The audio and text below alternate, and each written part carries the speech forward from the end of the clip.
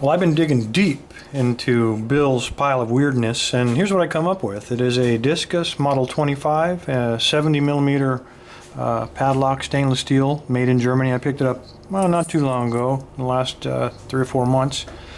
If you look closely at this discus, though, the thing that placed it in the pile of weirdness is that this is a dimple lock. A little bit different than some of the other discuses. I don't think these have made it to the United States yet. This is what the key looks like.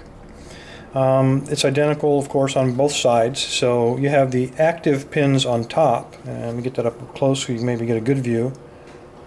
The active pins, there's 5 of them. And those are the ones we really have to pick. And then directly beneath it, there are 5 more pins. Only 3 of which here you can see play a part, but we don't actually have to pick those. I believe those are just for key control, because as long as we don't touch those while we're picking those upper pins, it really shouldn't present us too much of a problem. And that's true for many of the ABUS locks. Brand new, so it does work. As you can see, it is locked. Oops. It is locked. So let's see if we can get into this thing. Okay, the reason I've been putting this off, the reason I left this in my pile of weirdness is because ABUS keyways, particularly dimple locks, are notoriously tight. And I hope you can see that. What they've done is taken the pin and put it between these 2 little mountains, one on each side. So you actually have to go below the mountains and find some way to reach in and push those pins down by rotating. And most picks, particularly the ones you get from Southward and others, they're just too big. You can't get in there.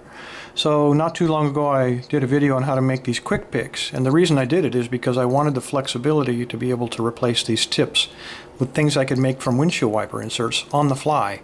And that's what I've done. I don't know if you can see just how tiny this tip is. It's just so small, but it has to be that small in order to get in there and rotate around that little mountain to push those pins down. So let's try the larger one first and see what we can come up with. Let me zoom in just a bit so I don't have to suspend my hand up in the air to get in front of the camera. Okay, let's put the widest one in first, trying to save that little tip and see if we can find out. Okay, all the way in, a little bit of tension, and I'm going to start feeling around.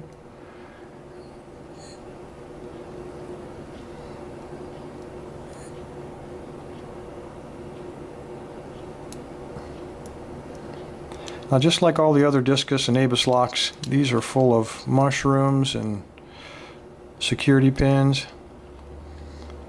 Except now, instead of being oriented vertically, now they're oriented on their sides, so just a little harder. Okay, this big pick is just not going to help us very much.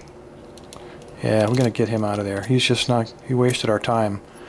We got to go right to the tiny pick. But it's so tiny that sometimes I have trouble even getting around the warding with it. So, okay, I'm going to go all the way to the rear with him, apply a little bit of tension, try that.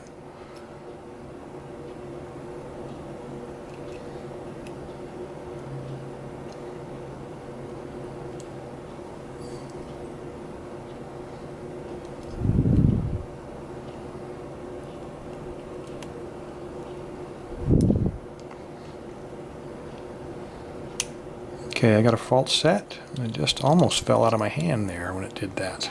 Trying to keep this centered as zoomed in as I can get it. Okay, now my little pick is caught up down there. Let me just move him around. Maybe I can find what's binding him, and it might be the binding pin.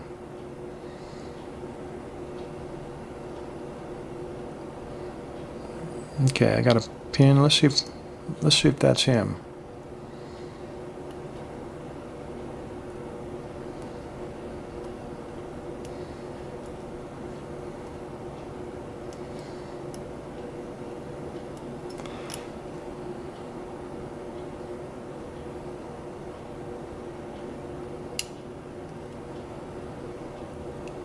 Well, and there we go. Open.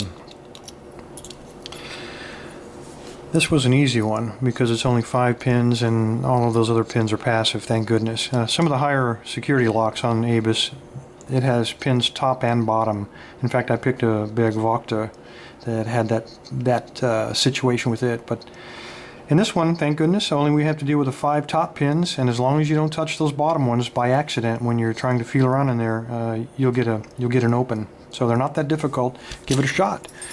Everybody, thanks for your time. Stay safe and stay legal.